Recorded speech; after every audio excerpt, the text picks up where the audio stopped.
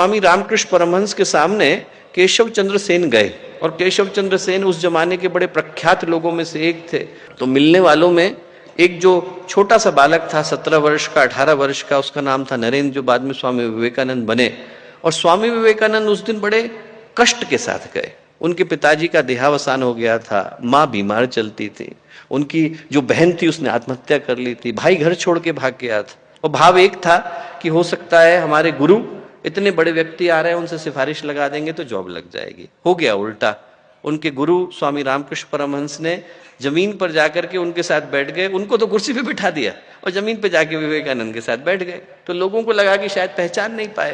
उन्होंने कहा कि साहब अध्यक्ष कुर्सी पर बैठे। स्वामी रामकृष्ण परमहंस बोले, उधर दीपक जल रहा है, यहां पर सूरज उगने वाला है, मैं सूरज के पास आकर के बैठ। किसी को भरोसा नहीं हुआ। विवेकानंद को कक्ष में बैठे लोग नहीं जानते थे।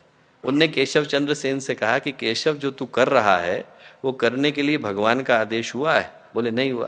बोले फिर कैसे चलेगा? चलता वही है जिसके सर पर भगवान का हाथ होता है, ये वाला चलेगा बेटा।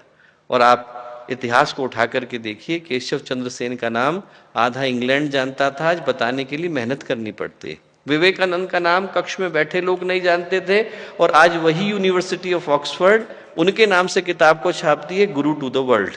इतना ज्यादा अंतर पड़ता है जब भगवान का हाथ आकर के लगता है।